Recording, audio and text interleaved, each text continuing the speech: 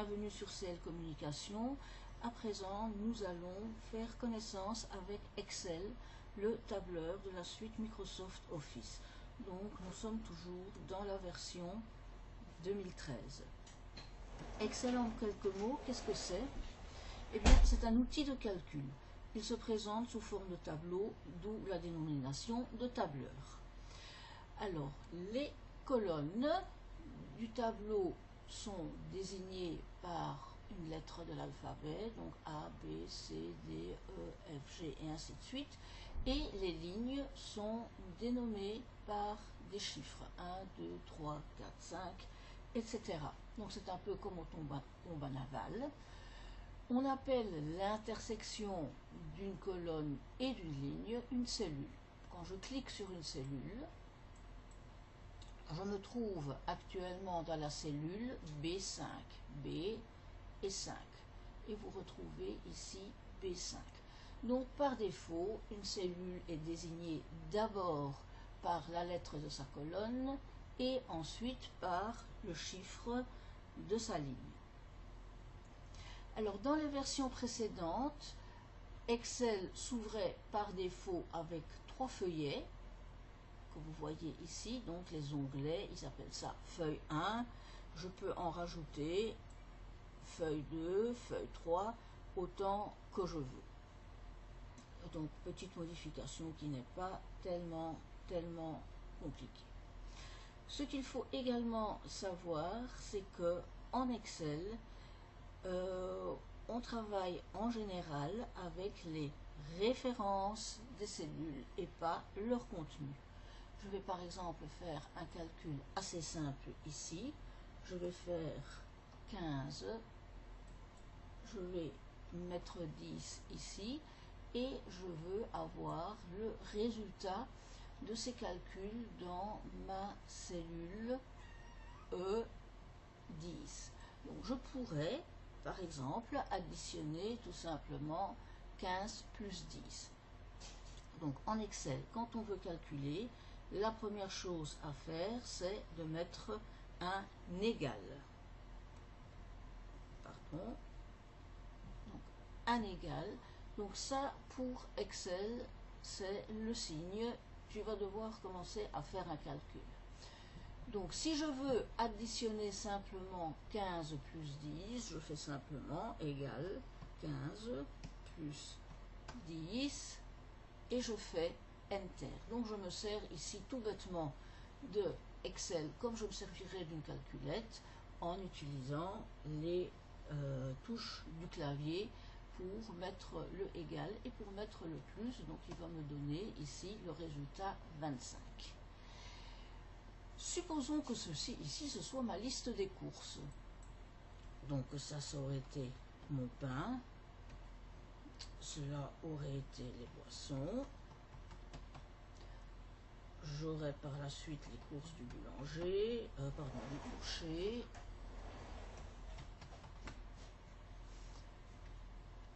et du médecin, les frais que m'a coûté ma dernière grippe. Donc si maintenant ici j'ajouterais les frais du boucher, j'ajoute 20 et pour le médecin j'ajoute 30, eh bien c'est très bien, mais à ce niveau-ci, donc je pourrais recommencer mon calcul à faire tout des plus. Donc ça, ce n'est pas la raison d'être d'Excel. Nous avons une formule pour faire ça. Donc je vais enlever mon addition et je vais faire ma première formule que nous allons découvrir ensemble, égale la somme. Vous voyez, ça apparaît ici, donc vous n'avez qu'à cliquer. La somme de quoi? De mon premier nombre de la suite, c'est-à-dire pas vraiment le nombre, mais la référence de la cellule où se trouve le nombre, c'est-à-dire E2, jusque et y compris, pour ça nous allons utiliser les deux points, jusque et y compris quoi? Tout ce que je vais trouver dans les cellules jusque E9, y compris. Je ferme ma parenthèse et je fais Enter. Et vous voyez ici que 20 plus 30, ça fait 50. 10 plus 15, ça fait 25, donc c'est bien 75. Si maintenant ici, je rajoute encore, je ne sais pas moi, le marchand de légumes, chez qui je vais dépenser 15 €, et vous voyez que mon 75 va se transformer en 90. Donc ma formule reste inchangée, mais je peux modifier, ajouter à ce niveau-ci ce que je veux, comme je veux. Je me rends compte que c'est pas 20 € que j'ai dépensé chez le boucher, mais 25. Donc je change mon 20 en 25 et vous allez voir, mon 90 va se mettre à jour en 95. Voilà. Donc ici, qu'est-ce que nous devons retenir? Excel est un tableur, il sert à calculer. En général, on ne travaille pas avec la valeur qui est comprise dans une cellule, mais bien avec ses références, de façon à ce que s'il y a des modifications à faire ou encore des ajouts à faire, tout se calcule automatiquement. Nous venons donc de faire connaissance avec Excel. Donc, résumons ce que nous venons d'apprendre. Notre tableau se présente sous forme de colonnes caractérisées par une lettre de l'alphabet et de lignes dénommées par des chiffres. L'intersection d'une colonne et d'une ligne se nomme cellule. Lorsqu'on clique dans une cellule, vous trouvez ici sur la gauche le nom de la zone, c'est-à-dire le nom de la cellule que vous avez sélectionnée. Lorsque vous faites des calculs, vous pouvez le faire comme avec une calculette.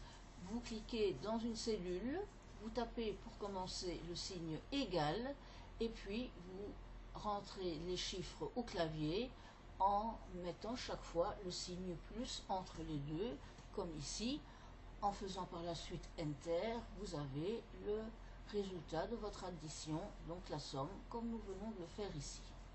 Cependant, il existe une façon plus simple d'additionner, c'est la fonction somme. Fonction somme que nous avons utilisée ici. Nous cliquons dans la cellule où nous voulons trouver le résultat de la multiplication. Là, nous commençons à taper égal, somme, ouvrir les parenthèses. Alors d'abord, la première cellule, la cellule de départ, donc dans notre cas ici, E2, et alors la dernière cellule de la série des cellules que vous souhaitez additionner, et en faisant Enter, vous aurez alors le résultat dans la cellule de votre choix, donc comme nous l'avons fait ici. Remarquez que dans la cellule, vous trouvez le résultat de l'addition, 95, tandis que ici, dans ce rectangle que l'on nomme la barre des fonctions, donc qui est caractérisée par fx, vous trouvez ce qui vous a amené à cette addition, à ce chiffre. Donc si je clique sur les cellules E2, E3, E4, etc., vous verrez apparaître tout simplement le chiffre qu'on a tapé, mais là où il y a une formule qui a été utilisée, vous verrez dans la barre des fonctions la formule apparaître et non le chiffre. Alors nous utilisons différents opérateurs de calcul dans Excel. Je vous les ai préparés ici. Donc le plus pour additionner, le moins pour faire une soustraction, la barre pour faire la division, donc c'est la barre que vous retrouvez en haut du clavier numérique ou sur le clavier alphabétique à la droite de la barre Enter en majuscule. Pour multiplier, vous utiliserez l'astérisque, la petite étoile qui se trouve en haut à droite du clavier numérique, ou également en haut sur la droite près de la touche Enter du clavier alphanumérique. Comme nous l'avons déjà vu ou comme nous venons de le voir, le 2 points qu'à l'école nous utilisions pour les divisions n'a pas du tout cette fonction ici en Excel. Il sert à indiquer jusqu'où s'étend une sélection. Comme nous venons de le voir, ici, somme de E2 jusque et y compris E9. Et pour dire de et jusque compris, c'est les deux points que nous allons utiliser. Je vais à présent vous montrer quelques outils divers. Il y a d'abord ce qu'on appelle la copie incrémentée. Si par exemple, je tape lundi,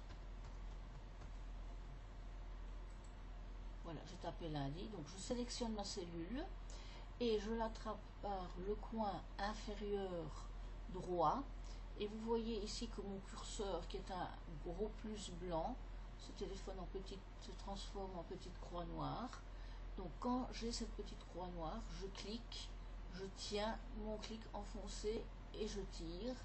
Et voilà, vous avez mes jours de la semaine qui s'incrémentent tout au long ici de la ligne que je les ai tirés. La même chose est valable en horizontal comme en vertical. Je peux procéder de même avec les mois. Donc, janvier, je me positionne en bas à droite et je tire. Janvier, hop, et je peux également aller à la verticale, il n'y a pas de souci. Je peux faire la même chose avec les chiffres, mais c'est légèrement différent.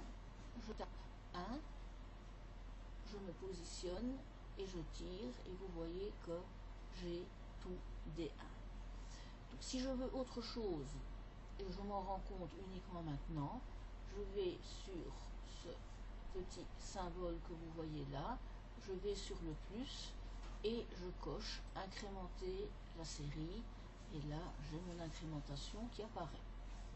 Si je veux une incrémentation immédiate, je tape mon 1, je me positionne en bas à droite, mais en même temps j'enfonce ma touche CTRL, donc la touche CTRL qui se trouve en bas à droite de votre clavier. J'enfonce cette touche, je la tiens enfoncée et je tire, et là j'ai automatiquement ma liste de chiffres qui se trouve incrémentée.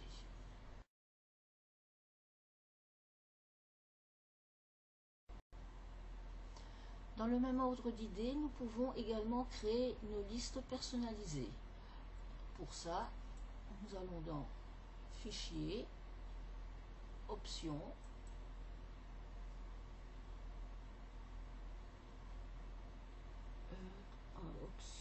options avancées, où sont mes options avancées, voilà. Dans Options avancées, nous allons descendre avec notre ascenseur.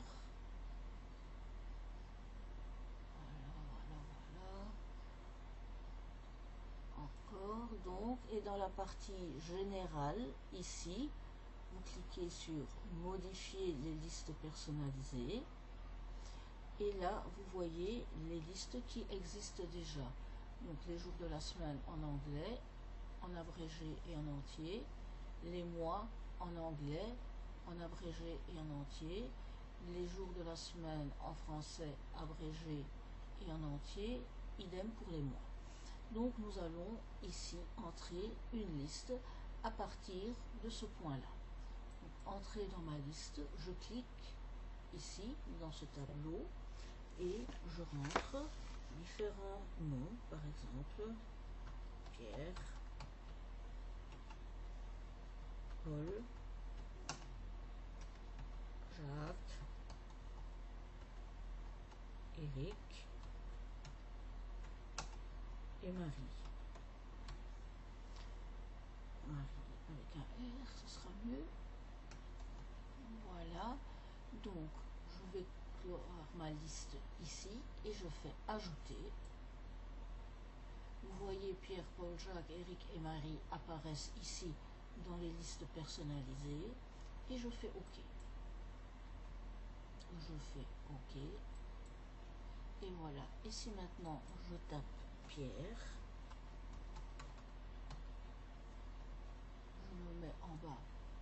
tire, je vois les autres éléments de ma liste qui paraissent. Et comme lorsque j'arrive à la fin de ma série, donc à Marie, je recommence avec Pierre, Paul, etc. Supposons que je ne commence pas avec le premier nom de ma liste, mais un nom autre que le premier, par exemple Eric, je tire et il est suivi de Marie, de Pierre, de Paul, donc il complète la liste et il recommence. Autre possibilité de travailler, c'est déjà commencer à faire sa liste dans le tableau. Donc je prendrai Rambo,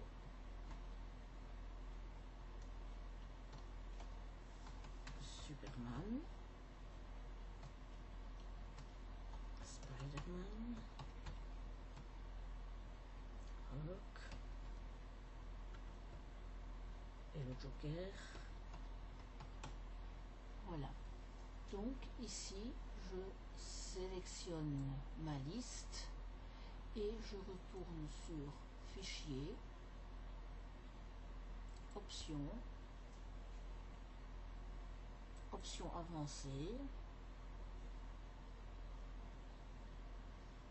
Je descends.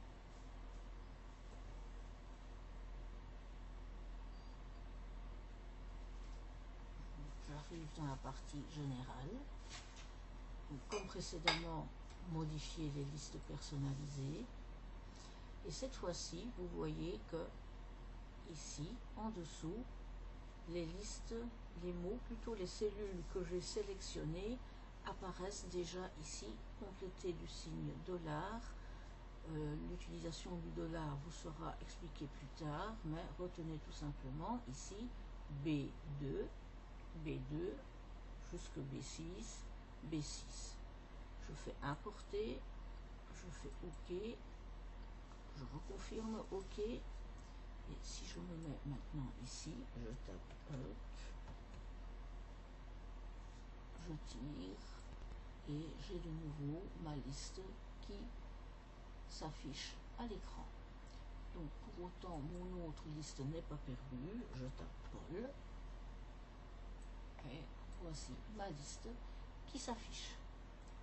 Voilà, donc vous pouvez faire ça avec n'importe quel élément pour vous créer des listes personnalisées, donc très intéressant par exemple pour un chef du personnel, un enseignant, etc. qui ne doit ainsi pas chaque fois retaper tous les noms de toutes les personnes dont il a la responsabilité.